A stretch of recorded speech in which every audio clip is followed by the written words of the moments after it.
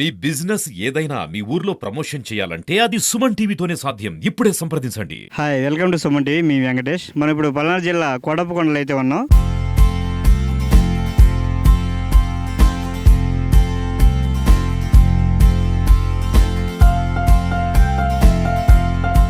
కోటప్పకొండ శ్రీకోటేశ్వరుడు పిలిచినట్టు క్షేత్రం ఎంతో ప్రముఖమైన క్షేత్రం పల్నాడు జిల్లాలోనే. ఇక్కడ నూతనంగా ఏర్పాటు చేసినట్టు ఇక్కడ నగరవనం అనేది అయితే ఎంతో సుందరంగా ఉంది.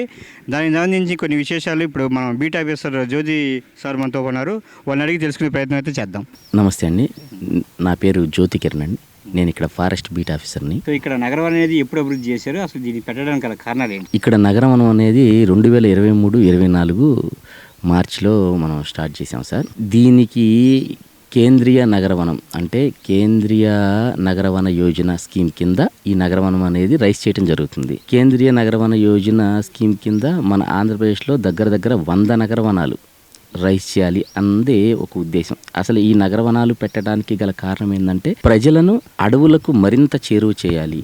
అడవుల పట్ల ప్రజలకు మరింత అవగాహన కలగాలి అంటే వాటి వలన కలిగే ప్రయోజనాలు, అవి అంతరించిపోవటం వలన వచ్చే దుష్పరిణామాలు, ఇవన్నీ కూడా ప్రజలు ఒకరు చెప్తే కాదు వారంతట వారు తెలుసుకునే విధంగా అది ఎప్పుడు జరిగిద్దంటే అది అడవిలోకి వచ్చి వాళ్ళు స్వచ్ఛందంగా ఆ ప్రకృతిని ఆస్వాదించి ఆ ప్రకృతిలో వాళ్ళు తన్మయత్వం పొంది కొంత సంతోషంగా గడిపినప్పుడు ఏంటంటే వాళ్ళకి కూడా అబ్బా అడవి అంటే ఇలా ఉంటుంది, అడవిలో ఉంటే ఇలా ఉంటుంది, ఆ వాతావరణం ఇంత ఆహ్లాదకరంగా ఉండిద్ది. సో మనం ఎక్కడన్నా ఒక చిన్న చెట్టు కొట్టినా చేసినా కానీ వాళ్ళకి పర్యావరణం మీద ఒక అవగాహన అయితే పెరిగిద్ది, మరింత బాధ్యత పెరిగిద్ది. ప్రతి చెట్టు, ప్రతి పుట్ట, ప్రతి ఈ రిజర్వ్ ఫారెస్ట్ ఏదైతే ఉందో దాన్ని కాపాడటానికి వాళ్ళు కూడా తమ వంతు సాయం చేయటానికి ముందుంటారు. కాబట్టి వాళ్ళని ప్రజలను మరింత చేరువ చేయటానికి ఈ నగరవనాలు ఉపయోగపడతాయి అన్న భావనలో ఈ నగరవనాలని ప్రతి ఒక్క కాన్స్టిట్యున్సీలో కూడా రైస్ చేయడం జరుగుతుంది. చాలా అద్భుతమైన విశ్లేషణ. నగరవనానికి మెయిన్ ప్రజలను ఆకట్టుకోవడానికి మీరు ఎలాంటి ఫెసిలిటీస్ అయితే ప్రొవైడ్ చేస్తున్నారు, దానికి సంబంధించి కొన్ని డీటెయిల్స్ చెప్పండి సార్. ఈ నగరవనానికి ప్రజలను ఆకట్టుకోవటానికి ఎలాంటి ప్రజలు అంటే జనరల్గా మనం ఈ చిన్నపాటి పార్కులు ఇవన్నీ మున్సిపల్ లేదంటే స్కూళ్ళల్లో వీటిల్లో మనకి కొన్ని గేటెడ్ కమ్యూనిటీస్లో వాటన్నిటిలో కూడా ఈ పార్క్స్ అనేవి న్యాచురల్గా అన్నీ ఉండేవండి. వాటికన్నా మేము డిఫరెంట్గా ఉంటేనే మా దగ్గరికి రాగలుగుతారు ప్రజలు ఎవరైనా కానీ. అంటే డిఫరెంట్ అని నేను ఎందుకు అనుకుంటున్నా, డిఫరెంట్ అండ్ ఇట్స్ మీన్స్ ఏంటంటే మా దగ్గర ఏమైతే దొరుకుతాయో అంటే న్యాచురల్ రిసోర్స్, మా ఫారెస్ట్లో న్యాచురల్ రిసోర్స్ ఏమైతే ఉన్నాయో దానికి దగ్గరగా ఉన్న కన్స్ట్రక్షన్స్. ఇప్పుడు మీరు చూసారు అక్కడ ఉన్న క్యాఫ్టేరియా కానీ లేదంటే ఎంట్రన్స్ ఆర్చ్ కానీ ఈ పగోడాస్ కానీ ఇవన్నీ కూడా పల్మరా తాటి వాటితో తయారు చేసింది. అంటే న్యాచురల్గా ఆ వుడ్తో డిజైన్ చేసినవే ఎక్కువగా మీకు ఇక్కడ చూస్తే మీకు దర్శనమిస్తూ ఉంటాయి. నెక్స్ట్ ఇంకోటి ఏంటంటే ఇక్కడ రకరకాల వస్తువులు, రకరకాల ఆట వస్తువులు అవన్నీ కూడా చిన్నపిల్లల్ని అట్రాక్ట్ చేయడానికి. అంటే ముందు మనం అడవి వైపు నడిపించాలి, ప్రజలను ఏదైతే ఉందో అడవి వైపు నడిపించాలి అంటే ఆ అవగాహన పెద్దవాళ్ళలో కొంత ఉంటుంది, కానీ పిల్లలను అది ఎక్కువగా కల్పిస్తే అది మరింత ఎక్స్పాండ్ అయ్యి రేపు భవిష్యత్తులో వాళ్ళకి ఒక అవగాహన ఉండిద్ది. ప్రతి ఒక్కళ్ళు చెట్లు నాటాలి, ఆ నాటిన చెట్లను సంరక్షించిన చెట్లను కాపాడుకోగలగాలి. ఈ మూడిటి మీద వాళ్ళకి ఈ రోజు నుంచి అంటే చిన్న వయసు నుంచి మనం ఒక రకమైన అవగాహన కల్పించగలిగితే కనుక అది భవిష్యత్తులో అంటే దీని ప్రయోజనం ఇప్పటికిప్పుడు కనిపించకపోవచ్చు, కానీ భవిష్యత్తు తరాల్లో మాత్రం ఖచ్చితంగా కనిపించింది అన్న ఉద్దేశంతో వాళ్ళని ఆకట్టుకోవడానికి చిల్డ్రన్ పార్కు, ఆ చిల్డ్రన్ పార్క్లోనే కొద్దిపాటి మార్పులు చేసి అడ్వెంచర్ పార్కు ఈ రెండు డిజైన్ చేయడం జరిగింది సార్. ఈ అడ్వెంచర్ పార్క్తో పాటు వాకింగ్ పాత్ అంటే ప్రజలు ఆరోగ్యం కొరకు రోజు మార్నింగ్ వాక్ చేస్తే మనకి ఆరోగ్యం, వ్యాయామం అన్నీ ఉంటాయి.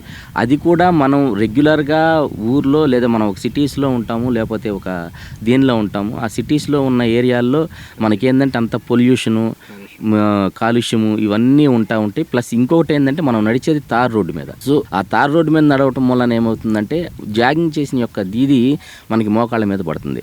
కానీ ఇక్కడ వచ్చేసి మేము వాకింగ్ పాత్లు మట్టి రోడ్లో నిర్మించడం జరిగింది. దీని మీద కనుక నడక సాగితే ఏంటంటే అది కూడా ఈ అడవి గాలిలో స్వచ్ఛమైన ఈ గాలి, ప్రకృతి, తర్వాత ఇక్కడ ఈ చెట్లు వదిలే ఆక్సిజన్ ఇవన్నీ పీల్చుకుంటా మనిషికి ఆరోగ్యము ప్లస్ ఆహ్లాదము రెండు వస్తాయి అని చెప్పేసి ట్రెక్కింగ్ పాత్లు, వాకింగ్ పాత్లు, అలానే చిల్డ్రన్ పార్క్స్ ఇవన్నీ ఫెసిలిటీస్ ఇక్కడ కల్పించడం జరిగింది. అట్లానే ఇక్కడికి వచ్చి సేద తీరే వాళ్ళకి క్యాఫ్టేరియా, ఇక్కడే ఫలహారాల శాల మరి పిల్లలు తాగేవి అది కూడాను. ఇంకోటి ఏంటంటే ఇక్కడ ప్లాస్టిక్ కూడా నిషేధించడం జరిగిందండి. ఇక్కడ ప్లాస్టిక్ ఇంకా ఇది పూర్తి దశలో ఇంకా పూర్తి కాలేదు, పూర్తి కావచ్చింది, ఓపెనింగ్కి రెడీ అయింది, ప్రస్తుతానికి అయితే ట్రయల్ పాత్లో ఉంది సార్. అది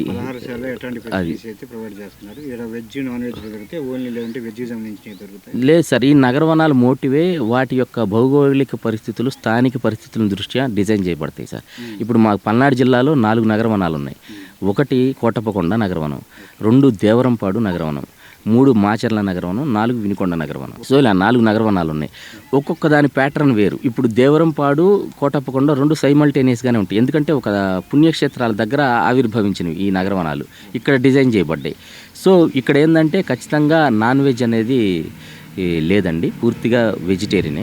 ఫలహారశాలలు కూడా పూర్తిగా వెజిటేరియనే. వీలైనంత దాన్ని మోడిఫికేషన్ చేయడంలో ఆర్గానిక్ ఫుడ్ ఏదైతే మనం ఈ రాగులు, జొన్నలు, సజ్జలు ఏవైతే ఉన్నాయో వాటి జ్యూసు, అలాంటి జ్యూసు, కొబ్బరి బొండాలు ఇలాంటివి పెట్టుకోవడం జరుగుద్ది. ఫలహారశాలలో కూడా వెజిటేరియన్ టిఫిన్సే, వెజిటేరియన్ మీల్సే పెట్టడం జరుగుతుంది సార్. ఎందుకంటే ఆ త్రికోటేశ్వర స్వామి యొక్క పవిత్రతను కాపాడాల్సిన బాధ్యత మాపై కూడా ఉంటుంది, అట్లానే వచ్చే భక్తులపై కూడా ఉంటుంది సార్. ఎంట్రన్స్ టికెట్ చూసుకుంటే ఎంతలో ఉంది, ఎన్ని గంటలకు స్టార్ట్ అవుతుంది, ఎన్ని గంటలకి అయితే పార్క్ క్లోజ్ అయిపోతుంది? అడవిలో ఉన్న నగరవనాలు ఏమైనా కానీ మార్నింగ్ 8 కల్లా స్టార్ట్ అవుతాయండి, అట్లానే ఈవినింగ్ 6తో క్లోజ్ అవుతుంది. 6 తర్వాత ఏంటంటే మనకి ఇక్కడ ఏదైనా జంతువులు ఉంటాయి, వాటికి ఏదైతే జీవ వైవిధ్యం ఉన్నాయో వాటికి కూడా మనం గౌరవించాలి, వాటి స్థానాలను వాటికి కల్పించాలి, వాటి తిరిగేందుకు అవకాశం కల్పించాలి. సో అందుకని చెప్పేసి ఏంటంటే 6 కల్లా మేము క్లోజ్ చేసేస్తామండి. 6 తర్వాత ఏముండదు. ఇక టికెట్స్ అంటారా, ఇది పూర్తిగా అయిపోయిందండి. అంటే ఇప్పటి వరకు దీనికి 2 కోట్ల రూపాయలు సెంట్రల్ గవర్నమెంట్ శాంక్షన్ చేసింది. 1,40,00,000 రూపాయల వరకు ఖర్చు చేయడం జరిగింది ఇప్పటి వరకు. ఆ మిగతా 60 లక్షలు కూడా పూర్తిగా ఖర్చు చేస్తారు. మరిన్ని అభివృద్ధి కార్యక్రమాలు ఈ నగరవనంలో చేపడతారు. దీనికి టికెట్ ప్రైసు, ఎంట్రన్స్ టికెట్ మాత్రం 20 రూపీస్ అని అనుకుంటున్నాం సార్. ప్రజెంట్ అయితే ట్రయల్ రన్ మాత్రమే జరుగుతుంది. అంటే జనాల మోటివ్ ఎలా ఉంది, ఎలా వస్తున్నారు ఏంటి అనేది మాత్రమే జరుగుతూ ఉంది. దీన్ని పూర్తి చేసి స్థానిక ప్రజాప్రతినిధులు, అట్లానే స్వచ్ఛంద సేవా సంస్థలు, పర్యాటక ప్రియులు, అలానే పర్యాటక రంగంలో కొంత సేవ చేసిన వాళ్ళు, వాళ్ళ ఆధ్వర్యంలో, వాళ్ళ సమక్షంలో దీన్ని గ్రాండ్గా ఓపెన్ చేయాలని అధికారులు భావిస్తున్నారు సార్. సో దాని ఓపెనింగ్ అనేది చాలా గ్రాండ్గా ఉండబోతుంది. దీని ఓపెనింగ్ అనేది ప్రస్తుతం మాత్రం ట్రయల్ రన్ వరకే నడుస్తుంది. ఎంతమంది వస్తున్నారు, విజిటర్స్ ఎలా ఉంది, వాళ్ళ మనోభావాలు ఎలా ఉన్నాయి, వాళ్ళకు అనుగుణంగా మనం ఏమైనా మార్పులు చేర్పులు చేయాలా, ఇంకా ఏమైనా ఫర్దర్ డెవలప్మెంట్స్ ఏమైనా తీసుకురావాలా అనేది చేస్తుంది సార్. ఇక్కడ చూసుకున్నట్టయితే ఈ గిరి ప్రదక్షిణ మొత్తం 8 కిలోమీటర్లు. ఓకే. కొండ అయితే చాలా గ్రీనరీగా ఉంది. ఎటువంటి జంతువులు ఇక్కడ ఉన్నాయి? అయితే వైల్డ్ బోర్ ఒకటి ఉందండి, అడవి పంది. నెక్స్ట్ వచ్చేసి హెయిర్ కుందేలు ఒకటి ఉంటుంది. తర్వాత ఎక్కువగా కనపడే పైథాన్స్, కొండ చిలువలు ఎక్కువగా ఉన్నాయి సార్. అట్లానే చుక్కల దుప్పి, ఇవి చుక్కల దుప్పి కూడా ఉన్నవి. అయితే అంతగా మించి క్రూర జంతువులు అయితే ఏం లేవు సార్. మామూలుగా మనకి లంగూరు ఒకటి ఉంది, కొండ ముచ్చు, నెక్స్ట్ మంకీస్ మామూలుగానే ఉన్నాయి. ఇవేవి కూడా అడవి జంతువులు ఏవి కూడా ప్రజలకు హానికరం కాదు. మన అలికిడి తగిలితోనే అవి వెళ్ళిపోతాయి సార్. పగలపూట అవి ఏవి కూడా బయటికి రావు. అందుకనే వాటి ఆవాసాలు నైట్ ఏర్పరచుకుని నైట్ వస్తాయి. వాటి ఆహారం కోసం కానీ, ఏదన్నా వాటర్ కోసం కానీ అవి నైట్ తిరుగుతానికి చూస్తాయి. అందుకనే 6 గంటల తర్వాత ఆంధ్రప్రదేశ్లో ఏ నగరవనంలో అయినా, ఏ ఫారెస్ట్ డిపార్ట్మెంట్ నిర్వహించే దీనిలో అయినా కానీ 6 గంటల తర్వాత క్లోజ్ చేసే కారణం ఏంటంటే ఆ తర్వాత వాటికి అవకాశం కల్పిస్తారు. ఏదన్నా అవి వచ్చి తిరిగి ఉంటాయి, దారిలో కనపడితే ఎవరన్నా, అంటే జనాలు ఇంటెన్షనల్గా చేయకపోయినా కానీ, ఇప్పుడు ఒక పాము ఉంది సార్, రోడ్డుకి అడ్డంగా ఉంది, మనం కాలేసి తొక్కామనుకోండి, అది భయంతో కాటేసే ప్రమాదం ఉంటుంది. ఇది కాటేసిద్ది అన్న ప్రమాదంతో దాన్ని ప్రజలు కొట్టే అవకాశం ఉంటుంది. సో అట్లాంటివి ఏమి రిపీట్ కాకుండా ఉండటానికి కోసం ఏంటంటే 6 తర్వాత అన్నీ కూడా క్లోజ్ చేస్తారండి. అది ఇక్కడైతే ఉన్న జంతువులు అయితే మాత్రం అవి సార్. వాటికి తాగునీటి కోసం ఎటువంటి ఫెసిలిటీస్ మీరు ఏర్పాటు చేశారు సార్ జంతువుల కోసం? సార్ మేము వాలు ప్రదేశాలని గుర్తించి, వాటర్ నిల్వ ఉండే ప్రదేశాలను గుర్తించి అక్కడ ఎంపీటీలు, మినీ పర్క్యులేషన్ ట్యాంకులు తీపిచ్చటం, అలానే అక్కడక్కడ సాసర్ పిట్లు, అంటే సమ్మర్లో చాలా జంతువులకి వాటర్ ఉండవు సార్, అందుకని చెప్పి సాసర్ పిట్లు తీపిచ్చటం, ఇలాంటి కార్యక్రమాలు ఇచ్చేసి మాకిటు కోటప్పకొండ ఈసీ తరపున ట్రాక్టర్స్, ట్యాంకర్స్ ఉన్నాయి సార్. వాటి ద్వారా సమ్మర్లో మేము వాటర్ పంపింగ్ చేస్తాము.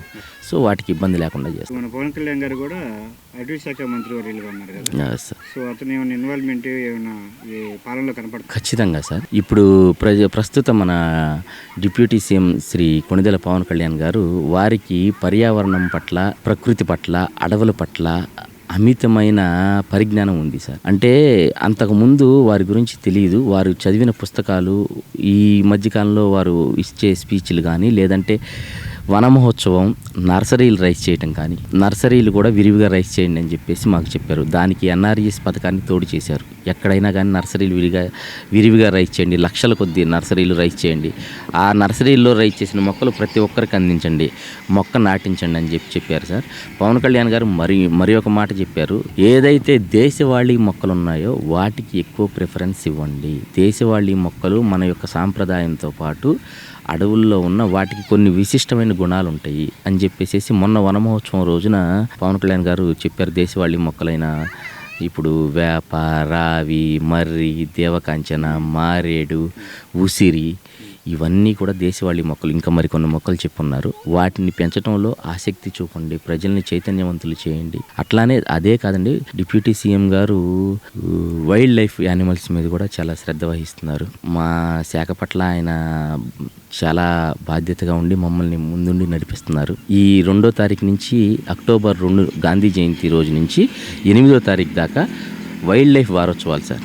అంటే వన్యప్రాణి వారోత్సవాలు. ఈ వారం రోజులు కూడా మేము వివిధ స్కూళ్ళల్లో కానీ, లేక పంచాయతీ కార్యాలయాల్లో కానీ, లేదు రచ్చబండల్లో కానీ, ప్రజలు ఎక్కడ అందుబాటులో ఉంటే వారి వద్దకు మేమే స్వయంగా వెళ్ళి అక్కడ వారికి వన్యప్రాణులు, అటవీ ప్రాణుల గురించి చక్కగా వారికి అవగాహన కల్పించి వాటి పట్ల ప్రజలు ఎలా మెసగాలి, ఏంటి, ఇవన్నీ కూడా చూసుకుని వాటి ఆవశ్యకత మన మీద ఎంత ఉంది, జీవ వైవిధ్యంలో ఈ సైకిల్ సార్, ఇదంతా కూడా ప్రకృతి, మనుషులు, ఇదంతా కూడా సైకిల్. ఒకటి ఉంటేనే మరొకటి ఉండిద్ది. ఈ సైకిల్ని మనం విడిపోకుండా ఎంత పటిష్టంగా ఉంచాలి, అలానే ఈ జీవ వైవిధ్యము అంతా కూడా కరెక్ట్గా ఎలా ఉండాలి, వన్యప్రాణుల్ని ఎలా సంరక్షించాలి, ఒకవేళ మీ పరిసరాల్లో ఏదన్నా అటవీ జంతువులు కానీ, వన్యప్రాణులకు కానీ ఏదన్నా ఇబ్బందులు కలిగినా లేదా తప్పిపోయి అట్లా వచ్చినా కానీ వాటిని ఎలా సంరక్షించుకోవాలి, మాకు ఎలా తెలియజేయాలి, ఫస్ట్ ఎయిడ్ ఎలా చేయాలి, ఇవన్నీ కూడా కొంత అవగాహన ప్రజల్లో కల్పించడానికి ఈ వారోత్సవాలు మాకు ఒక మంచి